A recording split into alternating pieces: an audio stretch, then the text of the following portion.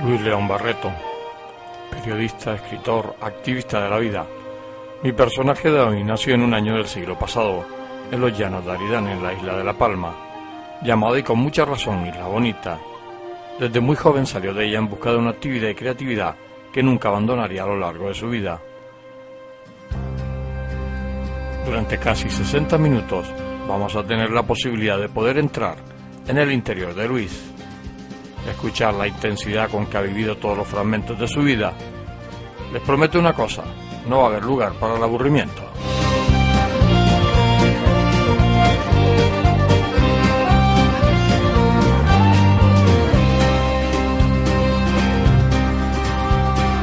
Southern bound from Glasgow town, she's shining in the sun. Mascots to Mercy, on a border run. Luis, tú naces en La Palma. ¿Cómo recuerdas tu paso de niño por La Palma? Pues era una época muy diferente. La Palma era una isla bastante incomunicada con el exterior, una isla muy rural. En aquella época era una isla pobre porque vivía así del plátano, pero también todavía había muchos cultivos, digamos, de subsistencia, de secano, ¿no? No estaban totalmente extendidos los riegos, los regadíos como hoy en día, y era una isla pobre, en el sentido de que realmente el cambio de La Palma ha sido en los últimos 20 años, diría yo.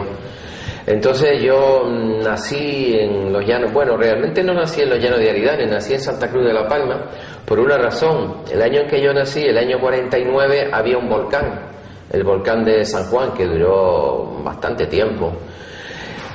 Y a las mujeres que iban a dar a luz las llevaban a la capital para que dieran a luz en la capital. Entonces yo nací en Santa Cruz de La Palma, aunque mi padre, que es muy patriota de los llanos de Aridane, pues por supuesto me apuntó en el registro de los llanos de Aridane. Sí. Y era una isla en la que la gente joven, los niños, pues jugábamos en la calle perfectamente. Jugábamos al fútbol, al escondite, a los boliches, en fin. No había mucho coche por ahí. No, prácticamente pasaba uno cada hora, ¿no? Más o menos.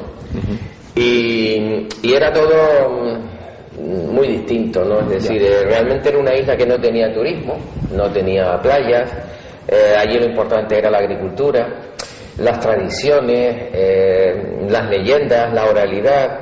Es decir, era realmente incitante las leyendas que había. Mi padre me contaba, porque mi padre en realidad era un hombre bastante ilustrado, o con ganas de ilustrarse. Y hace poco descubrí, una amiga, María Victoria Hernández, me mandó la copia de un acta, porque mi padre, yo no lo sabía, estaba en la directiva de la UGT, Sindicato Socialista, en el año 33-34, la Segunda República. La mayor parte de los que estaban en esa directiva fueron fusilados. Y yo creo que mi padre escapó porque mi padre, que era muy del Partido Socialista, era también muy católico, era muy creyente. Y yo creo que a él lo salvó el cura que estaba en ese momento en los llanos, que realmente no sé quién era, porque ya digo, de aquella directiva de la UGT varias personas fueron fusiladas y todavía los están buscando. Con esto de la recuperación de la memoria histórica, pues no se sabe dónde están enterrados ni nada, ¿no? Les dieron el tiro de gracia por allí y no se sabe. Entonces también recuerdo la isla como con bastante miedo, miedo pues a hablar, miedo porque estábamos en pleno franquismo y las cosas pues eran realmente muy duras, ¿no? Y mi padre tenía una pequeña biblioteca, tenía pues algunos libros medio escondidos, y esto también fue importante. Me hizo una gran faena que me obligó a leer El Quijote, que yo creo que tendría yo 10 años, una cosa así, y eso para un niño, obligarle a leer la edición completa, no la resumida para niños, sino la edición completa del Quijote, pues es una gran faena, pues yo no me enteré de nada. Ya cuando releí El Quijote, ya tenía 30 años o así, realmente ya lo pude paladear, ¿no? Uh-huh. Y bueno, y estos son un poco los recuerdos así. ¿Cómo recuerda un niño de tu época ahí en la isla de La Palma las Navidades? ¿Cómo las recuerdas?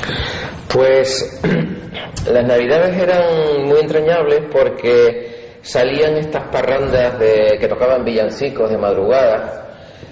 Salían, no sé, eran las misas de luz en el mes de diciembre, y eran muy típicas las misas de luz.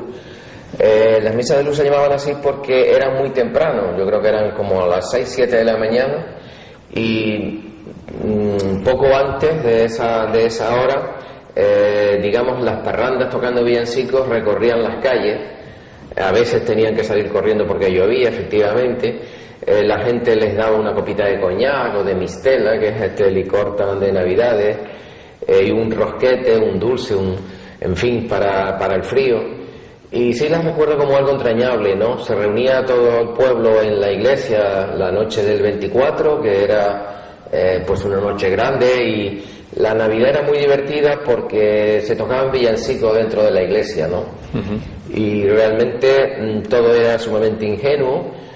Hacíamos los nacimientos en las casas, íbamos a buscar musgos para, en fin, adornar el nacimiento. Los helechos y las pitas. Los helechos, las pitas, sí. Uh-huh. Y poníamos allí las figuras, y también poníamos unos granos de cebada o de trigo y crecían enseguida. En fin, era algo realmente entrañable. Uh-huh. Jugábamos todos en las 4 calles que había, porque era todo muy pequeño, Los Llanos era bastante pequeño en aquella época, y jugábamos en la calle, jugábamos en la plaza, sin ningún problema, ¿no? Uh-huh. ¿Los Reyes? ¿Cómo recuerdas tú la noche de Reyes? ¿Había regalos o habían pocos regalos porque la economía tampoco era muy desahogada? Sí, era una economía bastante modesta, y sobre todo porque en aquella época no había juguetes ni nada. O sea, la mayor parte de los juguetes creo que eran de cuerda, de estos que se les daba a la manivela y luego pues se movían un poco, pero por supuesto no existían juguetes electrónicos ni estos cochecitos que tanto me gustaban de carrera, o sea, que con el mando a distancia, todo eso que hoy en día está en corriente y que vale 5 euros, en aquella época era un lujo que no existía, ¿no? Ni siquiera existía. Efectivamente. ¿Y qué es lo que le regalaban a uno en aquella época? Pues realmente los Reyes eran siempre, como te digo, muy modestos, ¿no? A mí, por ejemplo, nunca me regalaron la bicicleta, yo creo que ni el balón de reglamento, que todos los chicos se volvían locos por el balón de fútbol, pero que fuera de reglamento, es decir, de cuero, y que tuviera el peso adecuado, y que... Pues eso siempre se decía lo del balón de reglamento como una cosa sagrada, ¿no? Una cosa sagrada, el balón que sea de reglamento, es decir, de los de verdad, de los que sirven para jugar al fútbol de verdad. Uh-huh. Lo recuerdo todo como bastante carencial, en el sentido de que la economía era muy modesta, y aparte de eso, pues las tiendas de juguetes también eran sumamente modestas, ¿no? La gente realmente, las clases pudientes, pues iban a comprar los Reyes a Tenerife o fuera de la isla, porque en la isla había muy poco material, poca variedad, ¿no? Uh-huh. ¿Tu llegada al colegio cómo fue? Bueno, yo estudio en colegios públicos, hasta que ya empiezo, digamos, a los 10 años se hace el ingreso en lo que era el bachillerato de la época, en una academia privada que era el único centro que había en media isla, que era la academia de don Pepe Lavers. Lavers es un apellido irlandés que era un descendiente de gente anglosajona, digamos, ¿no? Y allí hago pues lo que es el bachillerato hasta que llego al preuniversitario, o que era el equivalente a lo que es hoy en día, a lo que era después el COU y todo esto. Y entonces me voy, durante ese último curso me voy a Santa Cruz de la Palma, Lo hago en el Instituto de Santa Cruz de la Palma, que era el único que había para toda la isla. Para toda la isla solamente había uno. Y después ya, claro, me voy a La Laguna, me voy a estudiar a Tenerife. Y de hecho, pues yo me fui de La Palma, me fui con 17 años. Y realmente no he vuelto, salvo en épocas muy concretas y muy cortas. Ahora realmente vamos mucho más porque tenemos allí un apartamento y eso me ha permitido redescubrir un poco la isla, ¿no? ¿Cómo era la juventud? ¿Cómo se divertía la juventud? Porque tú te sales con 17 años, pero sí. 15, 16 años, ¿cómo era la juventud ahí en La Palma? ¿Cómo se divertía? Pues... Estaban los guateques, las reuniones... Los guateques, las reuniones... yo lo recuerdo todo como muy pequeño, muy carencial, es decir, los guateques sí, alguna vez en las azoteas o en las casas te dejaban, pero tampoco era muy normal porque había mucha represión social, yo creo que había bastante temor, casi todo era pecado y por lo tanto yo recuerdo, por ejemplo, haberme confesado al cura del pueblo porque a los 13 años o así leí unos libros de Unamuno, de Miguel de Unamuno, igual que Benito Pérez Galdós, pues eran personajes prácticamente muy mal vistos por la jerarquía, ¿no?, católica. Y bueno, ya uno a los 13 años, 14 años, pues pierde prácticamente la fe, entra en esa crisis religiosa y difícilmente ya la recupera, ¿no? Y recuerdo haberme confesado de haber leído unos libros de Unamuno, que no recuerdo cuál era, quizá era Niebla, no sé. Y tuve la suerte de dar con un cura joven de los que estaban recién ordenados y me dijo, pues bueno, que la cosa no era tan mala, que podía seguirlo leyendo, pero quiero decirte que en el ambiente de la época, en el momento de la época se sentía uno culpable por cualquier cosa, ¿no? Porque como digo, todo era pecado, todo estaba prohibido, había que hablar en voz baja, las paredes oían, había siempre una gran desconfianza, porque las dictaduras tienen eso, que siembran el miedo, ¿no? Y La Palma era una isla, curiosamente, con una ascendencia liberal, librepensadora, republicana. Hubo mucha masonería, sobre todo en Santa Cruz de la Palma, y era una isla ilustrada, era una isla que tuvo más de 100 periódicos. Entre el 1863, que se funda el primer periódico, el Time, que yo hice una tesina sobre ese periódico y se publicó después un libro, hasta el 36 hubo más de 120 periódicos, anarquistas, satíricos, católicos, republicanos, de izquierda, de derecha, y en fin, y en ese contexto me venía bien ese ambiente, digamos, porque de alguna forma todavía había un espíritu ilustrado y con apetencia de cultura, pero había bastante miedo. Tanto es así que yo recuerdo que escribía yo en el diario de avisos con 15, 16 años, y el alcalde de mi pueblo, que era un señor de Falange, como es lógico, me llamó con mi padre delante para decirme que como siguiera escribiendo en el periódico me metía 3 días en el cuartelillo, porque evidentemente yo hacía como una especie de pequeña crítica local, alguna cosa que estaba mal, en fin, si las fiestas del pueblo pues yo que sé, no habían salido bien, pues lo decía. Y el alcalde le dijo a mi padre y a mí también, como el chico sigue escribiendo en el periódico, lo meto 3 días en el cuartelillo. La verdad que eso te asusta mucho cuando tienes esa edad, cuando tienes 15, 16 años, pero lo cierto es que seguí escribiendo en el periódico. ¿Tú te vas a Tenerife con 17 años? Sí. ¿Cómo empieza la vida allí? Porque es como si te vas a la gran isla, sí. De repente es otro mundo, ¿no? Es otro mundo completamente distinto, es descubrir el mundo, claro. Yo me fui a estudiar Derecho, porque mi padre quería que fuese juez, porque mi padre trabajaba en el juzgado de auxiliar y quería que yo hiciera Derecho. Y empecé Derecho y la verdad que lo llevaba muy bien, porque recuerdo que en primero éramos 60 y tantos alumnos, muy pocos también, y de esos 60 y tantos solo 12 aprobamos en junio todas las asignaturas, y entre esos 12 estaba yo.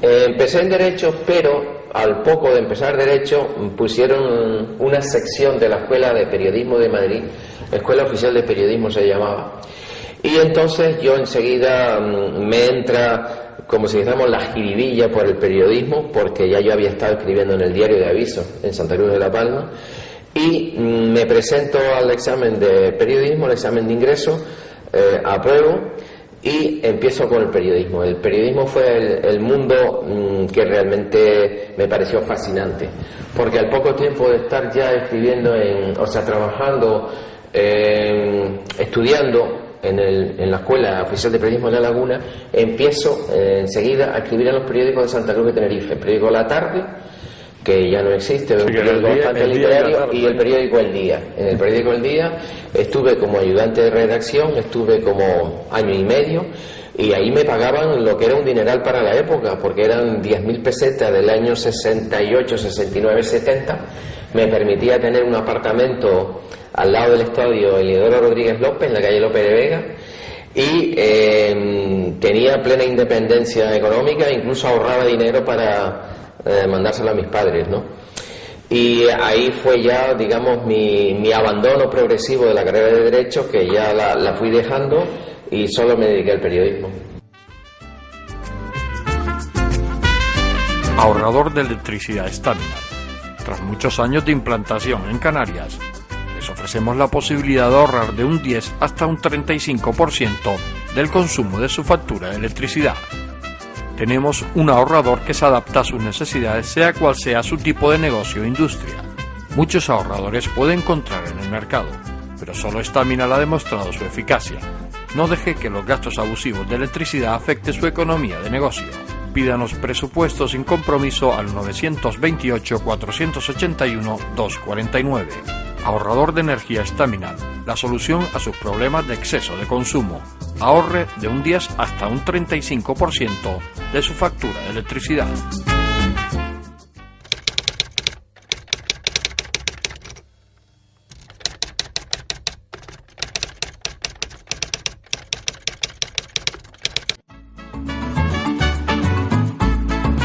El ahorrador de electricidad Staminar es el único aparato en el mercado que reduce el consumo de electricidad tras haberse instalado en miles de hogares en Canarias. No deje que su factura de electricidad afecte su economía familiar. El ahorrador Staminar le garantiza una reducción de un 10 hasta un 35% de su recibo de luz. Staminar no necesita ninguna instalación especial, es autoinstalable y no consume electricidad. Diga basta al excesivo consumo de electricidad y llámenos al 928-481-249. Reduzca hasta un 35% de su factura de electricidad. Staminar, su seguro de ahorro.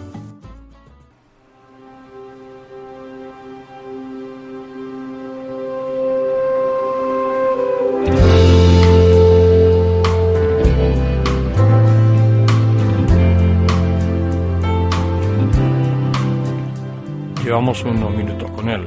Su sencillez, pero a la vez elocuencia de palabra, nos relaja y nos transporta a una dimensión que realmente nos hace convivir con sus experiencias y vivencias en forma tal que no podríamos diferenciarlo de su persona. El hilo de su conversación, que en ningún momento se permite un momento de divagación o desconcentración, que por cierto alguna vez me he encontrado con algún personaje anterior entrevistado, me deja maravillado y refuerza la total atención hacia él. Vamos a seguir escuchándolo.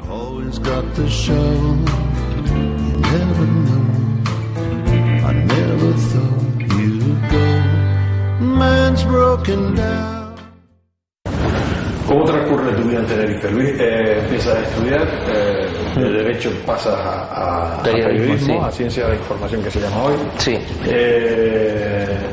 ¿Estudias la carrera? No la puedes estudiar entera ahí, porque en Tenerife no se estudiaba.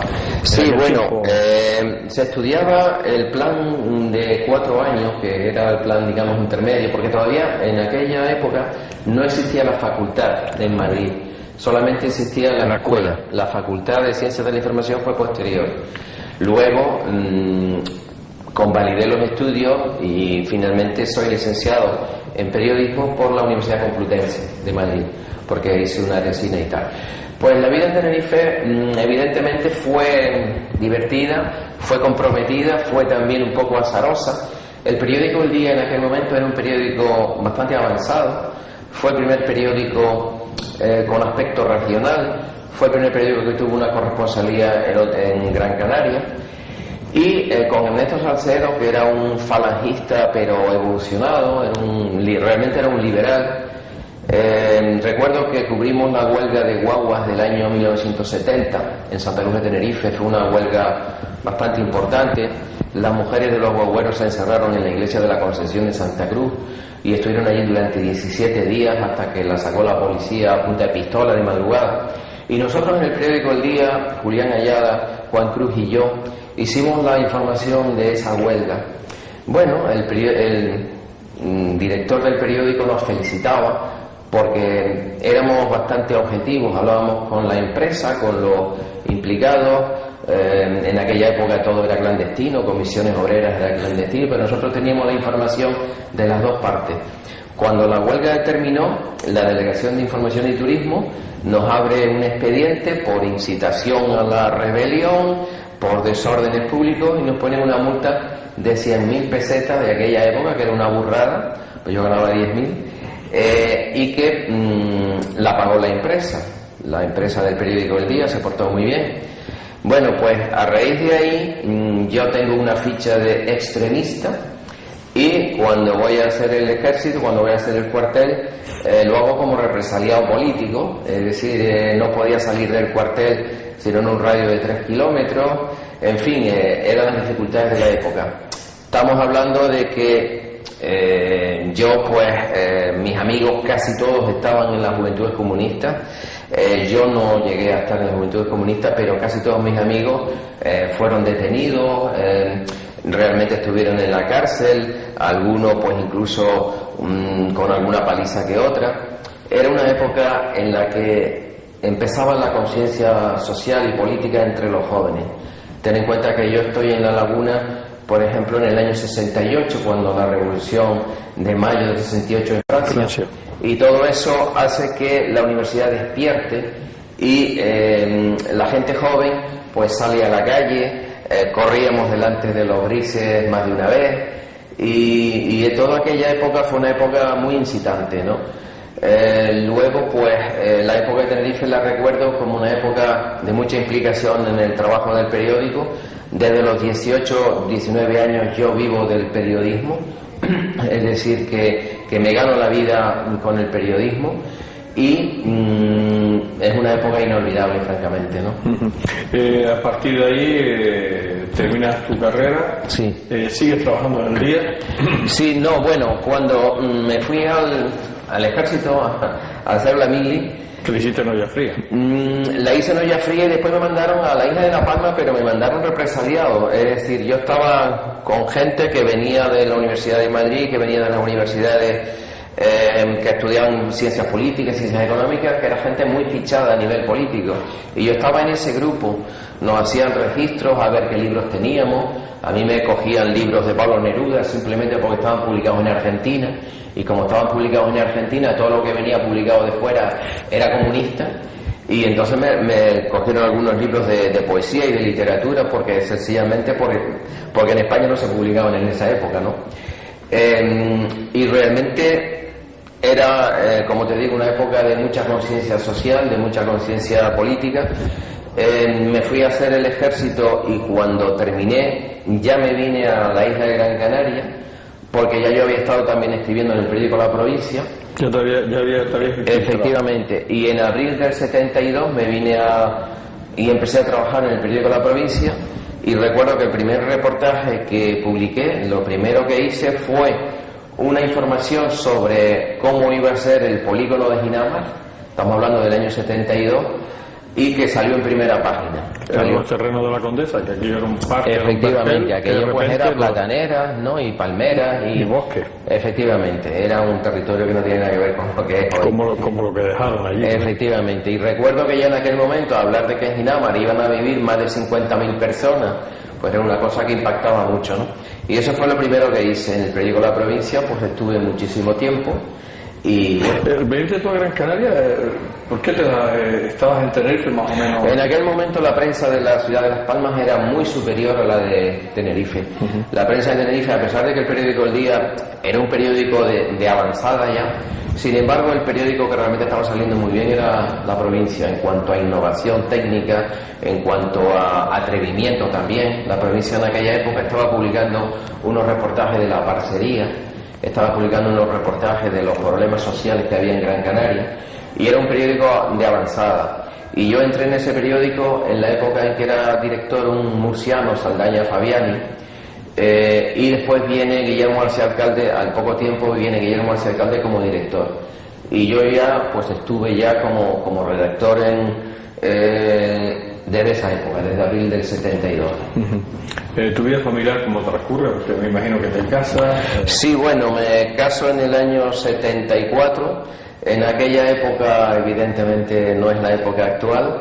Y tanto los chicos como las chicas, cuando querían tener una convivencia personal, sexual, y cuando querían ser libres, tenían que casarse. Pasar por la iglesia. Efectivamente, y no quedaba más remedio que hacerlo de esa forma, ¿no? Y bueno, a partir de ahí, pues claro, me caso con Conchi Navarro Cáceres, que era profesora de historia, geografía e historia. Tengo 2 hijos, José Luis y Jaime, y sigo trabajando en el periódico La Provincia. En el 78, sin embargo, me voy a Madrid, a una revista que se llamaba La Actualidad Española, era un semanario. Allí estoy unos meses. A la vuelta vengo como redactor jefe del periódico Diario de Las Palmas. Después paso a ser subdirector del periódico La Provincia. Luego paso a ser director del Club Prensa Canaria. También fui jefe de prensa del Cabildo, en la época primero de Carmelo Artiles y después de Pedro Lescano. Y así pues prácticamente estuve también un largo tiempo director del Club Prensa Canaria, como 15 años. En esa época pues organicé como 200 y pico exposiciones, muchos debates, muchas presentaciones de libros, mucha implicación cultural, porque el club funcionaba como un centro de animación cultural. El Club Prensa Canaria creo que fue un foco cultural de primer nivel en los años en que funcionó, y creo que realmente fue como si dijéramos el Hyde Park Corner de la ciudad de Las Palmas, el lugar donde se intercambiaban las ideas, como en Londres existe esa esquina del Hyde Park para que todo el mundo se exprese. Pues el Club Prensa Canaria fue un lugar de expresión abierta y democrática, ¿no? Tu encuentro con la escritura, con tu faceta de escritor, aunque tú ya siempre te dio por escribir, ya desde los 15 años. Sí, desde los 15 a 16 años ya escribía. Escribía en el periódico Diario de Avisos, estando ahí en la isla de La Palma todavía. Realmente cuando empecé a escribir más seriamente, cuando realmente empecé a escribir literatura, fue en un verano en que estaba yo en Londres. En Londres viví 5 meses, porque yo sí tuve la inquietud de conocer Europa pronto, y con 18 años me voy a un campamento de trabajo en el sur de Francia, y estoy allí unos meses. Cuando termina ese campamento de trabajo, hago autostop por todo lo que es la Costa Sur, que es un sitio fantástico, impresionante, de gente de mucho nivel económico. Llego a Italia haciendo autostop, vuelvo a Barcelona haciendo autostop, eso con 18 años. Con 19 me fui a Londres. En aquel momento lo único que podían hacer allí los españoles era lavaplatos y camareros, y eso fue lo que hice, lavando platos y camareros. No tenía ni idea de inglés, porque yo había estudiado francés, no inglés, y mi conocimiento de inglés era prácticamente inexistente. Y estuve 5 meses. En ese verano del 69, que es cuando el hombre llega a la luna, y es cuando Franco nombra heredero a Juan Carlos en las Cortes, pues empiezo a escribir un libro de poemas y una novela corta.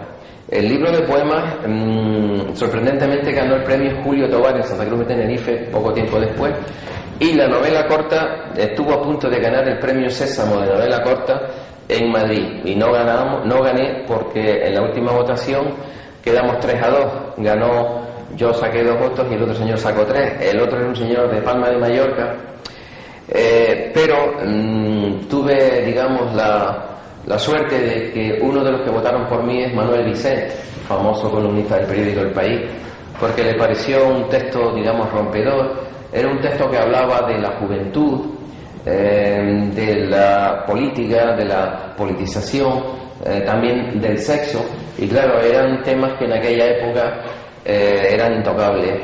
Se intentó publicar como novela corta, como novela, fue rechazada por la censura, sin dar ninguna explicación. Es decir, todo el contexto del libro no se pudo publicar nunca.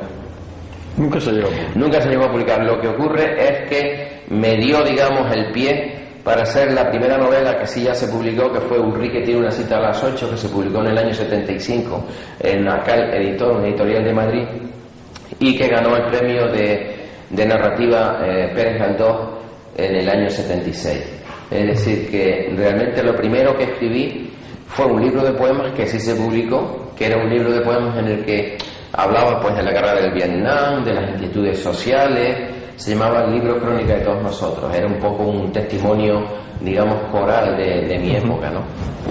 Y a partir del 75 es cuando... Efectivamente, a partir del 75 pues ya empiezo a publicar con bastante regularidad. Lo primero que se publicó fue en el 73, fue el libro de poemas Crónica de todos nosotros, en Inventarios, una editorial que existía aquí en Las Palmas, Inventarios Provisionales, y a partir de ahí ya publico con bastante regularidad. De ahí surge Las Espiritistas de Telde, que eso es un poco... Es posterior. Las Espiritistas es del año 81, gana el premio Blasco Ibáñez en Valencia. Era la primera vez que un escritor canario ganaba un premio de cierta importancia en la península, en Valencia, y a partir de ahí realmente esta novela pues tiene mucho éxito, se publica muchas veces, se traduce a 5 idiomas. Hay un arreglo teatral, hay un proyecto de hacer películas que realmente todavía no se ha concretado finalmente, pero a partir de ahí realmente me meto bastante en la literatura, sí. Que yo me imagino que la literatura, más que dar dinero, da mucha satisfacción personal. Sí. Porque en tu caso, que eres un escritor en mi caso, afamado, hay un libro que sí me ha dado dinero, que es Las Espiritistas de Telde, porque se ha publicado, el resto prácticamente no da. No da, ¿no? Son 25 libros que tengo y solamente uno me ha dado dinero y me ha dado prestigio, ¿no? Que es ese, Las Espiritistas, que es un libro muy leído y muy metido en el pueblo, ¿no? El resto, pues como dices tú, son satisfacciones personales, pero no dinerarias, ¿no? Tu vida transcurre en Gran Canaria, siempre muy ligado al periodismo, porque tú fuera del periodismo, bueno, realmente de esos trabajos o que son periodísticos, son políticos, de resto tú no has salido de esa actividad. No, el periodismo ha sido la actividad mía. Tu vida. Y en cierto modo lo sigue siendo porque todavía colaboro en prensa, tanto de papel, en la provincia todavía estoy vinculado con el periódico de la provincia, como en periódicos digitales, donde colaboro también, ¿no? Pero sí, ciertamente el periodismo es lo que te da de comer, claro, la literatura es algo añadido, ¿no?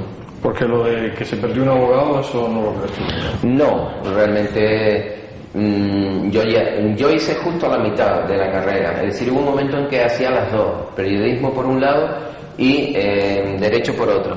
Lo que pasa es que te vas metiendo tanto en el mundo del periodismo que te absorbe tanto, además ya trabajando yo como periodista, aunque todavía no tenía la carrera terminada, pero los periódicos en aquel momento estaban hechos por gente mayor. Casi todos eran falangistas que les habían dado el carnet profesional simplemente por ser del régimen.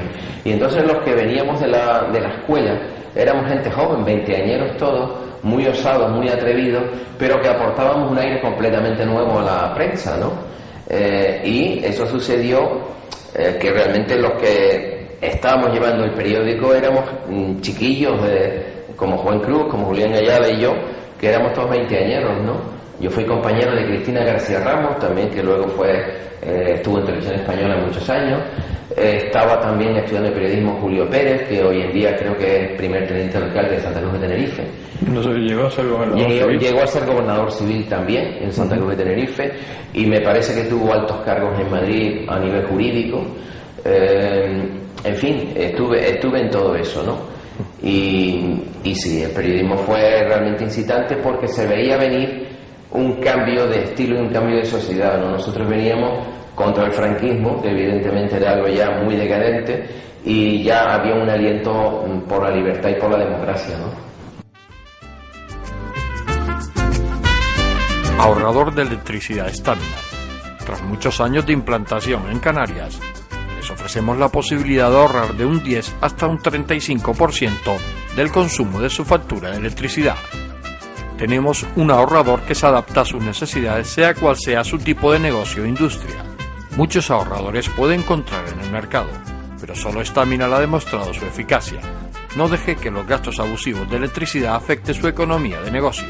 Pídanos presupuesto sin compromiso al 928-481-249. Ahorrador de energía Staminal, la solución a sus problemas de exceso de consumo.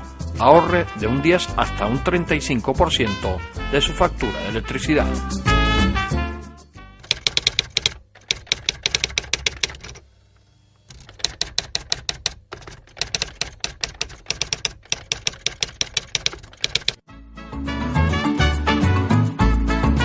El ahorrador de electricidad Staminal es el único aparato en el mercado que reduce el consumo de electricidad tras haberse instalado en miles de hogares en Canarias.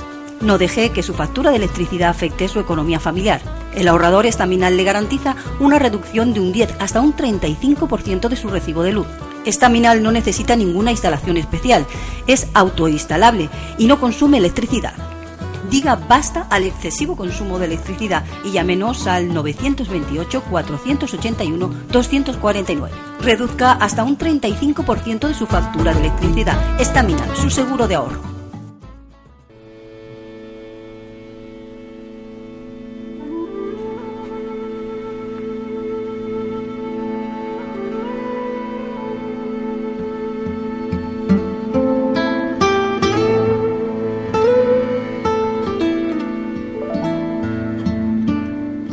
Su relación con el periodismo ha sido intensa y aún hoy, a pesar de su alejamiento de las rotativas, sigue ejerciendo su labor de investigación.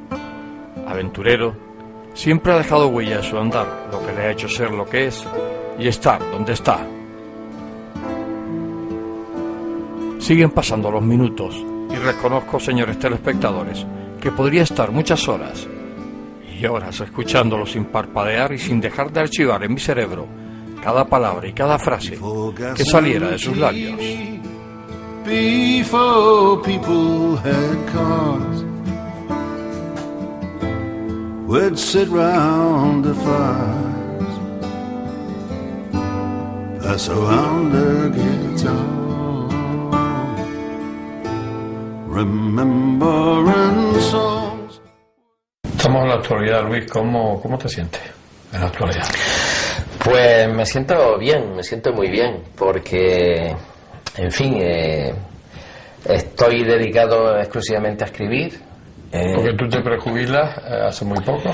Sí, bueno, hace ya una temporada. En realidad tenía esa compulsión del escritor canario de salir de la isla y de estar fuera, etcétera. Esa llamada que uno siente tantas veces. Y entonces pues nos fuimos a Madrid, estuvimos allí 5 años. En plan aventurero. Sí, bastante, porque pues dejé un trabajo muy bien pagado y muy importante y en fin, y prácticamente fuimos a otras cosas, a hacer otras cosas, ¿no? Y bueno, son decisiones que a veces tiene uno que tomar. Puede que uno luego se arrepienta de cosas, pero en definitiva son cosas que las tienes que hacer. Como diría Jorge Luis Borges, que tiene una frase muy simpática al respecto, dice: si yo volviera a nacer, volvería a cometer los mismos errores. Bueno, en definitiva son cosas, ¿no?, que suceden. Lo cierto es que estoy dedicado exclusivamente a escribir. Comparto la vida con Rosario Valcárcel, que es una escritora que ha empezado a publicar recientemente, pero que ya en estos pocos años ya tiene 5 o 6 libros, sobre todo de literatura erótica, que es una de las pioneras de la literatura erótica, realmente la pionera aquí en Canarias. Y escribiendo y siempre urdiendo cosas, imaginando cosas. En fin, eso es un poco la vida actual, ¿no? Luis, a lo largo de tu vida, ¿te arrepientes de algo que hayas hecho o te ha quedado algo por hacer? ¿Se te quedó esa espinita clavada? ¿Algo que quisiste hacer? Sí, yo creo que uno a veces actúa de una forma poco reflexiva o de una forma compulsiva, puede suceder. Y a veces pues te arrepientes más o menos de cosas que has hecho, pero si lo miras bien en el contexto, lo has hecho porque necesitabas hacerlo. Y esto de la literatura pues es una cosa también bastante arriesgada, efectivamente en el sentido de que muy poca gente consigue vivir solo de la literatura. En mi caso pues he vivido del periodismo y de la literatura. Solamente un libro me ha dado dinero, que es Las Espirititas de Telde, como ya te dije. Y Probablemente siempre te queda la duda de si no debías haber hecho las cosas de otra manera, pero bueno, era necesario hacerlas así y así las hiciste. ¿Tienes muchos enemigos? Bueno, en este mundillo de la literatura lo que abunda son las susceptibilidades, los celos, las pequeñas envidias, ¿no? Pero esto es lógico porque es un trabajo muy individual, muy solitario. Entonces lo haces en tu casa, con tu ordenador, con tu trabajo, con tu esfuerzo. Por lo tanto, lo que te motiva es un impulso muy personal. ¿Qué sucede? Aquí en Canarias pues hay bastantes escritores. La demanda cultural de nuestro pueblo desgraciadamente es baja. Las estadísticas dicen que aquí la gente va poco al teatro, poco a los conciertos, poco a la ópera, poco al cine, se compran pocos libros. En definitiva, los escritores casi chocamos unos con otros por la pequeñez del mercado, ¿no? Por la insuficiencia del mercado. Entonces, es lógico que abunden las susceptibilidades, las suspicacias, las pequeñas rencillas. Yo fui presidente de la Asociación Canaria de Escritores durante 1 año y medio y éramos 140 voces distintas, distintos enfoques, distintas susceptibilidades, muchos pequeños celos, muchas pequeñas envidias. Y en ese sentido, pues supongo que siempre hay enemigos, aunque no te los busques. Pero ya digo, porque se produce ese choque de sensibilidades, porque los escritores somos muy individualistas, trabajamos muy en soledad y entonces cada cual necesita ocupar un espacio en los medios de comunicación, en las librerías, etcétera. Las librerías muchas veces esconden los libros publicados por los escritores canarios, apenas los muestran. Hace 15, 20 años sí se mostraban y sí había una demanda mayor de la obra literaria escrita en Canarias. Yo creo que hoy en día la salida es meterse en los colegios y escribir literatura infantil, que eso es prácticamente lo que están haciendo los nuevos escritores, porque realmente en las librerías cada vez tenemos menos presencia. ¿Tienes muchos amigos? Pues amigos, la verdad que yo creo que sí, al menos en teoría. En esta casa, gracias a que Rosario Valcárcel es una gran cocinera, practicamos con mucha frecuencia cenas con tertulias. Yo creo que los canarios nos relacionamos poco, hablamos poco entre nosotros. Por aquí han pasado en 5 años 350 personas distintas, que se dice pronto, y entre ellos pues catedráticos de universidad, profesionales de todas las gamas, amigos de tiempo atrás, en fin. Pues no cabe duda que en teoría tenemos bastantes amigos, ¿no? Rosario es una persona muy sociable, que se relaciona muy bien con los demás, y yo pues realmente estoy un poco a su bola, y en fin, ya digo, yo creo que amigos, al menos en teoría, sí tenemos bastante. Pero tu relación con Rosario, muchos años, te compenetras muy bien, ¿no? Escuchándote, ¿no? Sí, llevamos muchos años juntos, en distintas etapas, y es una mujer muy especial, muy sensible.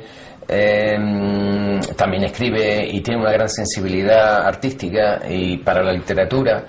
También tiene bastante genio, pero bueno, yo creo que eso forma parte de la pareja humana, que siempre es bastante conflictiva.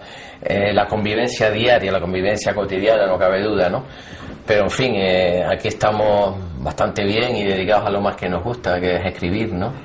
Cambiando un poco la historia, tienes muchos proyectos, ¿no? Sí, o sea, siempre estamos haciendo cosas a punto de salir. En este momento pues tengo 2 libros entregados. Uno de ellos es un libro de poesía. Hace 40 años que no escribo poesía, fue en el año 1970 cuando escribí el otro libro de poesía.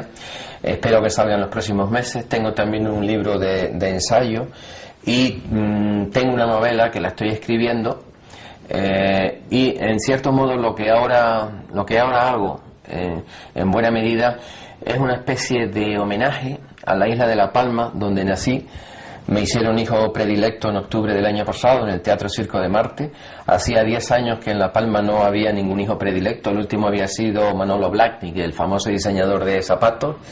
Me hicieron en octubre del año pasado. Estoy muy agradecido a La Palma porque es una isla mágica, misteriosa, con un paisaje impresionante. Bueno, también soy hijo adoptivo de Telde, recientemente nombrado por el Pleno del Ayuntamiento. Y lo que estoy haciendo ahora, en cierto modo, es una especie de homenaje a la infancia, a los recuerdos, a aquel paisaje, a aquel espacio, a aquel tiempo, a aquel lugar. Y bueno, por ahí estoy trabajando ahora, ¿no? ¿Qué piensas de la política? Tu relación ha sido muy cortita, sí, y muy poca, ¿no? Pero... Porque en realidad yo siempre he entendido que el periodismo debe ser una actitud intento de objetividad. La objetividad completa es imposible, pero intento de análisis, intento de objetividad e intento de compromiso con mi tiempo y con mi espacio, que un poco la literatura que hago también va por ahí, por esa especie de compromiso con una sociedad, con una época y con un tiempo específico. Entonces algún alcalde de la ciudad de Las Palmas pues me ha llamado diciéndome: pero Luis, ¿cómo te metes conmigo? ¿Por qué dices esto? Digo, porque mi deber es analizar lo que tú haces como político. Mi deber es ser un cronista de este tiempo y analizar este tiempo. La clase política que tenemos en general se puede decir que es bastante mediocre y que no está acostumbrada al juicio analítico, sino que lo que pretende siempre es que le digan que lo hace muy bien y que le adulen, ¿no? Yo creo que hay que hacer otro tipo de cosas. Hay que hacer un periodismo de observación de la realidad y de análisis de la realidad. En ese sentido, con la política pues no he tenido prácticamente vinculación, salvo un año que milité en la agrupación local del Partido Socialista Juan Negrín en Telde, pero fue una experiencia un poco decepcionante y enseguida me di cuenta que necesitaba seguir siendo independiente, objetivo, para poder realmente hablar de todo sin pelos en la lengua, ¿no? ¿Cómo te gustaría que fueras recordado? Pues me gustaría ser recordado como alguien que intentó hacer una labor por la gente que le rodeaba, en la animación cultural, por ejemplo, en el Club Prensa Canaria, donde organicé más de 250 exposiciones, innumerables debates, presentaciones de libros, etcétera. Club Prensa Canaria, estuve 15 años allí de director. Y también como un escritor que intentó ser un cronista de su tiempo, intentó dar un reflejo del tiempo en que le tocó vivir y de la sociedad en la que le tocó vivir. Yo creo que con eso sería suficiente.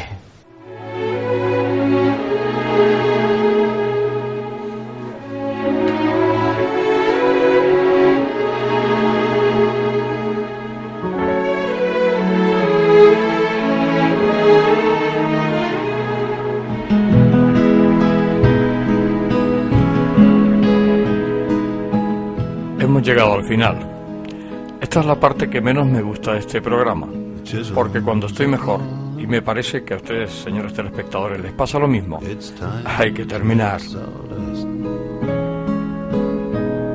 Steely reminders of things left to do. Con Luis es difícil terminar, porque su sapiencia, racionalidad y ocurrencia te lo impide. No todos los días se tiene la suerte de estar ante una enciclopedia humana, y no exagero en este apelativo. Gentle persuasion, I bend to the wood and I coax it to sing until the only... Estamos en los últimos segundos de permanencia en su casa, y no me canso de seguir escuchándolo. Me niego a terminar. Pero ya saben que la jerarquía manda, y ante eso nada se puede hacer.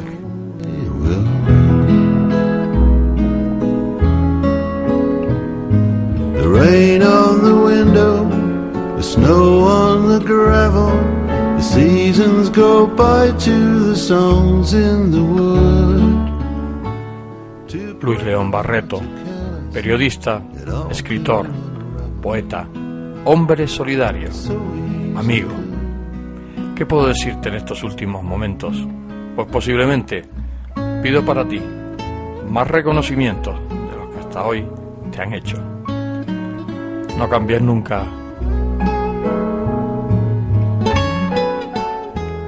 Hasta siempre, amigo.